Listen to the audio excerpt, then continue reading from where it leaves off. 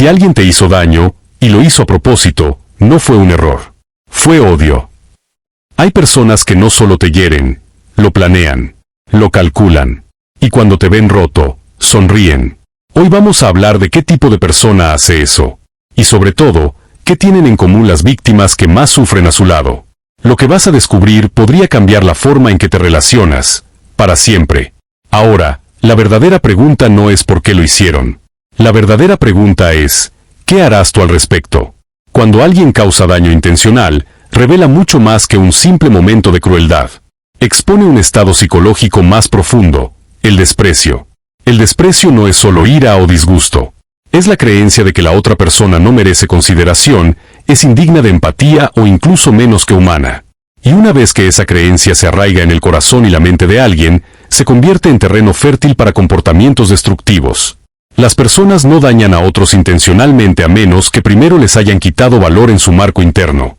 Por eso, el daño intencional es una de las señales más claras de un odio profundamente arraigado.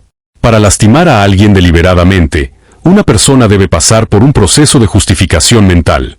No solo actúan, racionalizan el acto de antemano. Se cuentan historias, se lo merecían, son débiles, nunca cambiarán, ellos mismos lo provocaron. Estas narrativas internas no son inocentes. Son armas elaboradas en el pensamiento antes de golpear en la realidad. Y lo que alimenta estas narrativas es el desprecio, un frío rechazo a la dignidad y el valor de otra persona. La ira puede venir e irse, pero el desprecio perdura. Fermenta. Construye una narrativa de superioridad en la que la otra persona se convierte en un objetivo de humillación o destrucción. Esta mentalidad es fundamentalmente peligrosa porque corta los lazos de la empatía humana. Cuando ya no ves a alguien como digno de compasión o comprensión, se vuelve mucho más fácil justificar hacerle daño. Ese daño puede ser verbal, psicológico, reputacional o incluso físico. Pero, en todas sus formas, está arraigado en la misma semilla. La persona ha sido devaluada en la mente del agresor. No se la ve simplemente como defectuosa, sino como merecedora de dolor. Esa es la lógica del desprecio. Y esto es lo más aterrador. Puede estar enmascarado. El desprecio no siempre se ve como rabia o hostilidad abierta. A veces viene disfrazado de agresión pasiva, silencio, sabotaje o falsa preocupación. Una persona que secretamente te desprecia aún puede sonreírte en la cara, pero sus acciones dirán la verdad. La manipulación, la crueldad sutil, el sabotaje detrás de escena, esos son signos de una podredumbre moral más profunda. Porque el desprecio no siempre busca justicia, busca destrucción. Y no necesariamente quiere ser descubierto. Quiere lastimar mientras permanece intocable. Cuando alguien ha llegado a ese punto en el que puede causar daño deliberadamente y aún dormir por la noche, no estás lidiando con un lapsus de juicio. Estás lidiando con una decisión consciente de lastimar. Y esa decisión no ocurre en el vacío. Se construye sobre una base de desprecio, capa por capa, pensamiento por pensamiento. Para cuando el daño está hecho, la persona que lo hizo ya se ha convencido de que merecía ser destruido. El daño intencional no es un evento aleatorio. Es un reflejo de cómo alguien realmente te ve, o más bien, de cómo no te ve. Y una vez que el desprecio de alguien ha alcanzado esa profundidad, es una señal de que no estás a salvo en su presencia, porque ya han decidido que no vales la pena proteger. La manipulación es una de las formas más engañosas y dañinas de traición porque rara vez es impulsiva. Es cuidadosamente planeada, envuelta en falsa amabilidad o juegos emocionales, y diseñada para beneficiar al manipulador a costa de la claridad, seguridad o confianza de alguien más. Lo que hace la manipulación tan insidiosa no es solo que causa daño, sino que a menudo se lleva a cabo bajo la ilusión de conexión, afecto o incluso lealtad. Esa ilusión es la trampa. Detrás de ella yace una traición premeditada, la elección de engañar a alguien por beneficio propio. Manipular a alguien es tratarlo como un medio, no como un fin. Es ver sus sentimientos, elecciones y vulnerabilidades no como cosas que respetar, sino como palancas que jalar. El manipulador estudia tus patrones. Escucha, no para entender, sino para explotar. Observa qué te conmueve, qué te hace dudar, qué temes perder, y luego construye un plan para presionar esos botones emocionales. Esa clase de estrategia no es accidental. Es calculada. Requiere tiempo, esfuerzo y, lo más importante, la voluntad de violar el límite moral que separa la influencia del control. La manipulación comienza en pequeño. A menudo empieza con distorsiones sutiles de la realidad, gaslighting, chantaje emocional, honestidad selectiva o silencios cargados. El manipulador prueba las aguas, observando qué tan lejos puede llegar. Y si no hay resistencia, si el objetivo comienza a dudar de sí mismo, profundiza. Cada acto se construye sobre el anterior. La víctima empieza a perder su sentido de independencia. Las decisiones se vuelven más difíciles. La confianza en sí misma se erosiona. Y, a través de todo, el manipulador mantiene su máscara de preocupación, amor, amistad o autoridad. Esa máscara es esencial. Sin ella, la manipulación sería obvia. Pero con ella, la traición está oculta y, por lo tanto, es más devastadora. La razón por la que la manipulación califica como traición es porque viola un acuerdo no dicho en las relaciones humanas, la expectativa de honestidad o al menos de transparencia. Cuando alguien finge apoyarte mientras secretamente te dirige para su propia ventaja, está rompiendo ese vínculo, y lo sabe. Puede justificárselo a sí mismo, lo hago por su bien o no entenderían si les dijera la verdad. Pero esas son solo excusas. En el fondo, entiende que la manipulación implica elección. No es algo que simplemente sucede. Requiere intención. Y esa intención la hace personal. Hay arrogancia en la manipulación, una creencia de que la otra persona es demasiado ingenua para notarlo o demasiado débil para resistirse. Esa arrogancia es a menudo lo que finalmente expone al manipulador. Pero, para cuando la verdad sale, el daño ya está hecho. La confianza está rota. La persona manipulada se queda cuestionando no solo los motivos del manipulador, sino su propio juicio. Esa confusión interna, la duda, la culpa, la desorientación emocional, es a veces peor que el acto inicial. La manipulación, en esencia, es una traición a la realidad. Reemplaza la verdad con control, el respeto con estrategia y la intimidad con ventaja.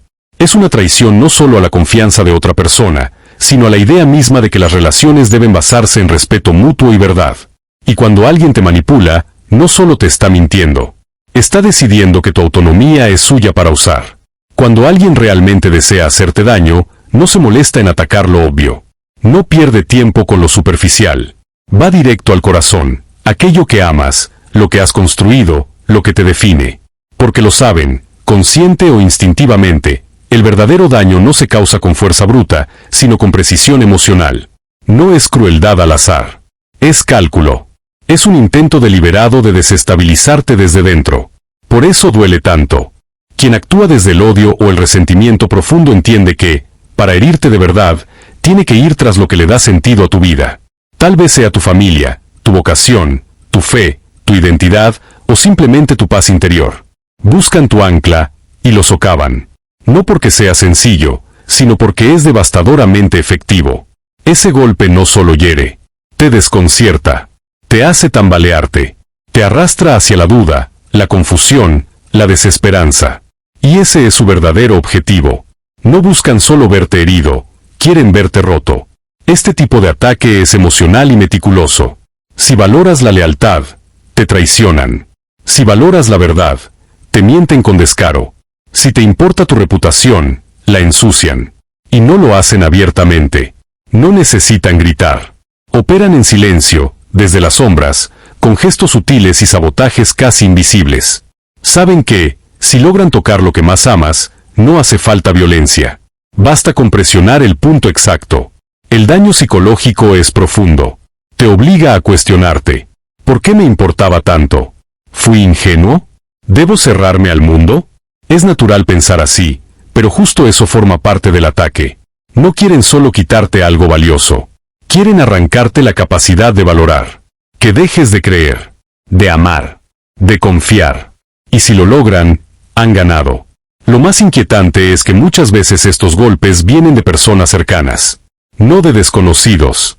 Son quienes conocen tus puntos vulnerables, quienes han visto tus pilares, y los usan en tu contra. Por eso la traición duele más. No solo por lo que destruyen, sino por quien lo hace, y lo bien que sabía dónde golpear. Esto revela algo profundo. Cuando alguien ataca lo que más te importa, no solo está siendo cruel. Está intentando aniquilarte emocionalmente. Volverte más pequeño, más inseguro, más apagado. No buscan herir la superficie. Quieren quebrar tu esencia. Y por eso, sanar no consiste solo en recuperar lo perdido. Es volver a afirmar que lo que amas vale la pena, incluso después de que alguien intentó destruirlo. Cuando alguien te hace daño de forma intencional, el golpe no siempre termina ahí. A veces, lo más devastador no es el acto en sí, sino lo que viene después, una manipulación silenciosa que busca desfigurar tu percepción de lo ocurrido. Es entonces cuando aparecen la culpa y el gaslighting. La persona que te hirió no se conforma con lo que hizo. Ahora intenta reescribir la historia, cambiar los roles, distorsionar tu memoria, hacerte dudar de tus emociones, de tus límites, de tu intuición. No es un accidente, es una táctica calculada, una continuación del daño, ahora en forma de guerra psicológica. El gaslighting no busca reconciliación, busca control. Su objetivo es envenenar tu sentido de realidad, convencerte de que exageraste, que malinterpretaste, que fuiste tú quien lo provocó. Así logran una doble victoria. Primero causan la herida, luego te hacen sentir culpable por sangrar. Lo hacen con sutileza o sin ningún pudor. Insinúan que estás siendo irracional, que tu reacción fue desmedida, que tus expectativas eran injustas. Y si son lo suficientemente hábiles, comienzas a creerlo. Te hacen dudar de ti. Empiezas a pensar que tal vez tú fuiste el problema. Que exageraste. Que pediste demasiado. La culpa se convierte en una correa invisible. Te autocensuras. Te retraes. Callas cuando deberías hablar. Aguantas cuando deberías alejarte. Y, a menudo, el manipulador se disfraza de víctima. Lloran. Se disculpan sin decir nada concreto. Te acusan de ser cruel por pedir responsabilidad. Invierten los papeles para proteger su ego y para mantenerte desorientado. Cuanto más dudas de tu juicio, más poder les das. Esta técnica es poderosa porque se ancla en algo muy humano, el deseo de ser justo, de no herir, de actuar desde la empatía. Y cuando alguien explota esa nobleza en tu contra, puedes terminar traicionándote a ti mismo en nombre de la comprensión. Empiezas a sentirte culpable por estar herido, incómodo por hablar, dudoso incluso al tomar distancia de quien te dañó. Y esa confusión es exactamente lo que necesitan para seguir teniendo influencia sobre ti. En ese punto, el daño inicial queda enterrado bajo una maraña de emociones contradictorias. Ya no estás solo lidiando con lo que te hicieron, estás luchando contigo mismo, preguntándote si acaso tienes derecho a sentir lo que sientes. Ahí está la crueldad del gaslighting. No solo cambia tu imagen de quien te hizo daño, cambia la forma en que te ves a ti mismo. Quienes recurren a esta táctica no buscan reparar. No quieren asumir lo que rompieron. Prefieren modificar tu realidad antes que enfrentar la suya. Prefieren convertirte en el agresor, para no verse como lo que realmente son. Así nace una narrativa falsa en la que ellos son incomprendidos, y tú, un ser inestable que se lo toma todo demasiado personal. Pero cuando empiezas a ver la mecánica detrás de la manipulación, cuando dejas de aceptar la mentira como tuya, algo cambia. El control comienza a resquebrajarse. Porque la culpa y el gaslighting solo funcionan en la oscuridad de la confusión. Y la claridad es el primer paso para recuperar tu poder. Cuando alguien te odia de verdad, su intención rara vez es solo herirte una vez y desaparecer. Lo que muchos buscan, en lo más oscuro de su interior, es algo mucho más retorcido, verte roto y mantenerte así. El daño inicial puede parecer el final, pero para alguien movido por el resentimiento o la envidia, tu recuperación es lo que realmente les incomoda. Porque sanar significa que su ataque fracasó. Significa que eres más fuerte de lo que esperaban. Y eso, para ellos, no solo es frustrante, es una amenaza. El odio se nutre de la necesidad de ver a su objetivo debilitado, apagado. No se conforma con una sola herida, quiere que vivas con sus secuelas. Quiere que sigas dudando de ti, arrastrando culpa, evitando brillar. Por eso, cuando comienzas a recomponerte, cuando te levantas, cuando vuelves a confiar en ti, rompes la historia que ellos se contaron para justificar lo que te hicieron. Tu recuperación desafía su versión. Muestra que no te destruyeron. Y eso no pueden soportarlo. Quienes odian, a menudo lo hacen desde una necesidad profunda de control. Quieren dejar una marca en ti, una señal de su poder. Pero si te reconstruyes, si evolucionas, si prosperas, esa marca desaparece. Su control se desmorona. Y con ello, también su relevancia. Por eso, muchas veces intentan volver. No para sanar nada, sino para reactivar el dolor. Pueden disfrazarse de arrepentimiento. Mandar mensajes disfrazados de nostalgia. Recordarte lo que perdiste. Insinuar que está siendo demasiado duro. No es amor. No es preocupación. Son maniobras para abrir la herida que tú ya estás cerrando. Y si eso no funciona, entonces intentan desacreditar tu sanación. Dirán que has cambiado, que te volviste frío, egoísta o distante. No soportan que te hayas fortalecido, porque para ellos, tu fortaleza es una afrenta. Una rebelión contra la narrativa donde tú eras la víctima permanente. Te acusarán de negar el pasado, cuando lo que en realidad estás haciendo es superarlo. Porque lo que más temen no es tu silencio, es tu fuerza. Y por eso, a veces, tu proceso de sanación desencadena nuevos ataques. No porque estés haciendo algo mal, sino porque estás haciendo exactamente lo que más les duele, avanzar. Querían que tu identidad se quedara atrapada en el dolor que te causaron.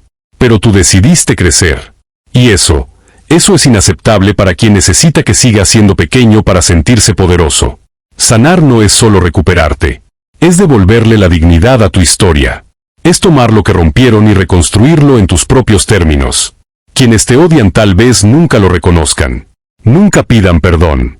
Nunca admitan lo que hicieron. Pero no necesitas su validación.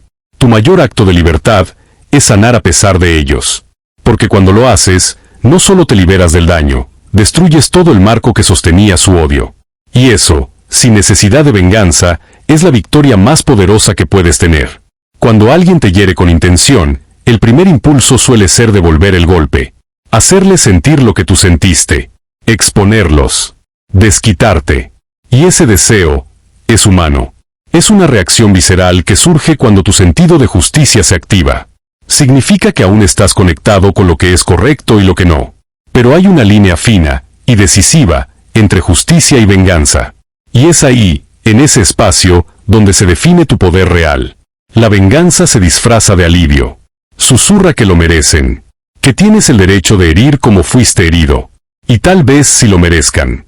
Pero cuando actúas desde el deseo de destruir, empiezas a caminar por el mismo sendero que usaron para lastimarte. Ganas el momento, pero pierdes algo más profundo, tu conexión contigo mismo. Porque cuando dejas de sanar y comienzas a reaccionar, el dolor deja de ser algo que te hicieron, y empieza a moldear quién eres.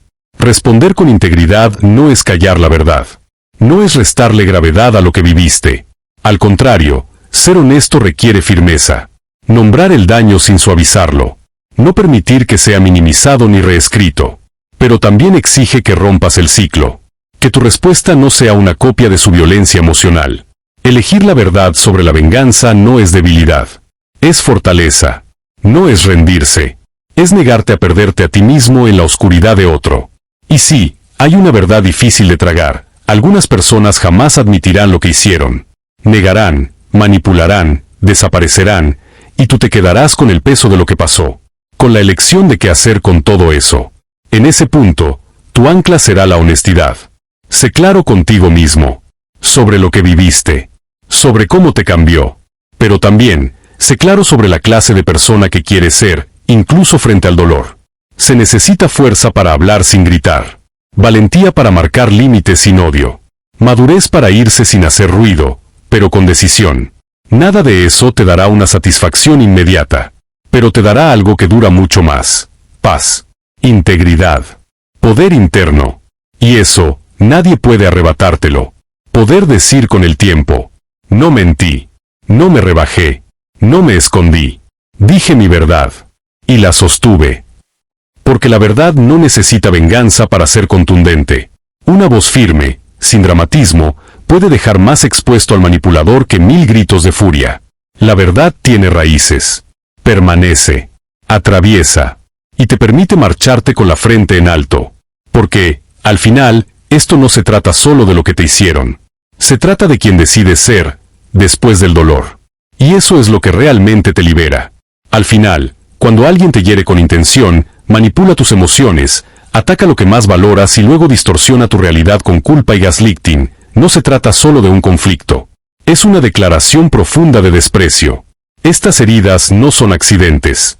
Son golpes calculados, diseñados para quebrar tu espíritu, impedir tu sanación y moldear tu identidad alrededor del dolor que causaron. Pero tu respuesta, arraigada no en la venganza, sino en la verdad, es tu mayor poder. Al elegir ver con claridad, proteger lo que amas y hablar con honestidad sin convertirte en lo que te lastimó, recuperas el control de tu historia. Demuestras que ningún odio puede borrar tu dignidad y que ninguna traición puede definir tu valor. El daño pudo ser intencional, pero tu recuperación también lo es. Y cuando decides levantarte sin buscar revancha, hablar sin veneno e irte sin cargar su oscuridad, ganas una batalla que ellos ni siquiera llegaron a imaginar.